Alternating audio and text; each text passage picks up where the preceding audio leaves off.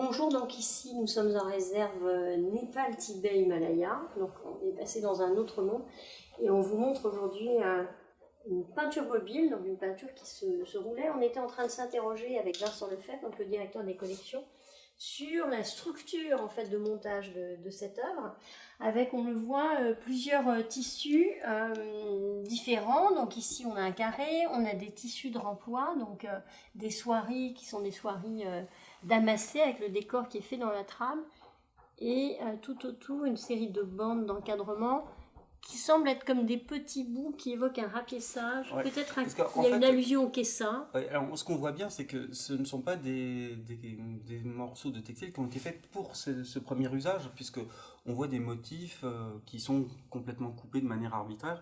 En fait, ce sont sans doute des éléments d'un costume peut-être usé qui ont été réutilisés pour faire le montage.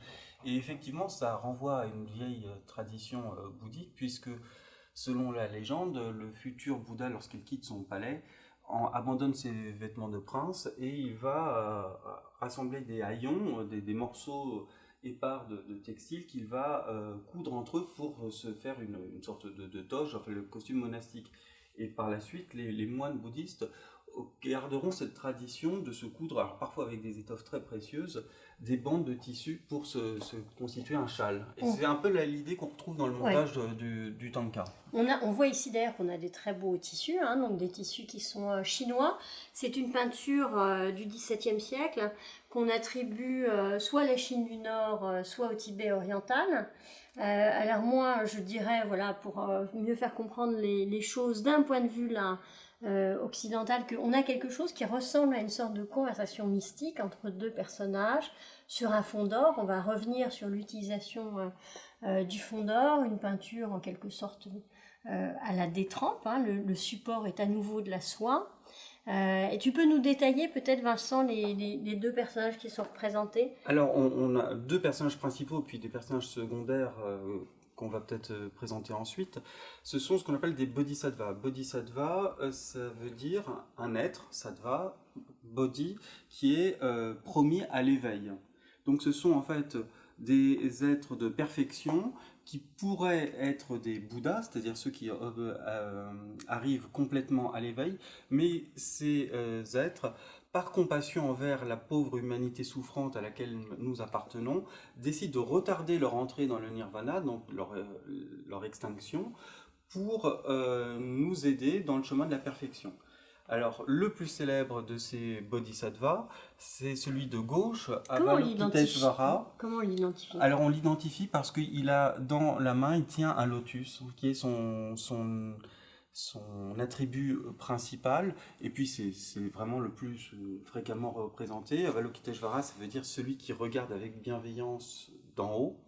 Lui aussi a un lotus, mais avec quelque chose de différent là. Avec une sorte de joyau entouré de flammes. Un Chintamani. Chintamani, voilà.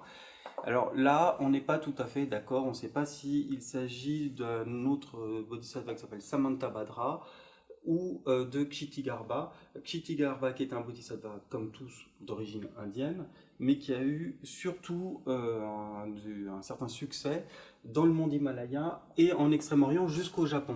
Et ce qui est intéressant sur cette scène, c'est qu'on disait est-ce que c'est le Tibet oriental ou la Chine?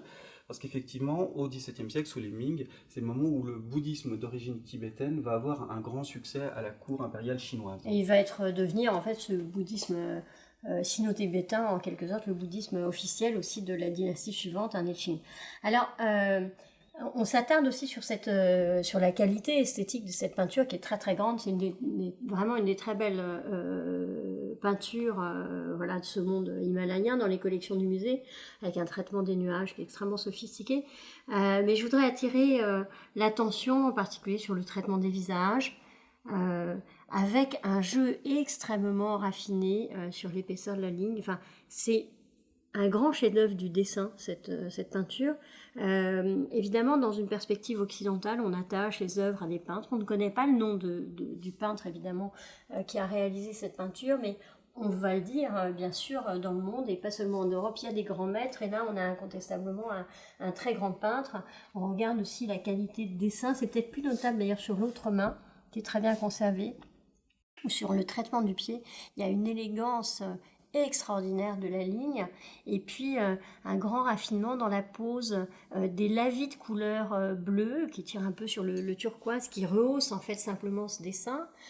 Une peinture toute dorée, irradiante, là aussi plutôt un symbole bouddhiste. L'or, déjà, c'est le teint du Bouddha, ça fait partie de ses 32 signes distinctifs. Il a le teint doré, c'est pour ça d'ailleurs qu'on recouvre certaines de ses sculptures de feuilles d'or. Et l'or, comme dans beaucoup de civilisations, évidemment, ça évoque tout ce qui est précieux, et c'est ce matériau aussi qui se conserve très bien, qui ne ternit pas. Donc ça montre tout l'éclat. Et puis il faut imaginer que l'œuvre était présentée aussi dans un monastère relativement sombre, et donc devant des bougies et autres, ça devait évidemment scintiller. Voilà. Là on le voit avec beaucoup de lumière, mais c'est vraiment l'occasion de s'attarder en particulier sur le traitement des coiffures, des boucles. Celui-là est tout à fait extraordinaire aussi, hein. On mesure vraiment le raffinement, la sophistication du dessin, le traitement des bijoux. Enfin, on a affaire à un artiste inconnu, mais un grand artiste. Enfin, encore beaucoup de merveilles à découvrir dans les réserves du musée, comme vous en doutez. Ça sera pour le prochain épisode.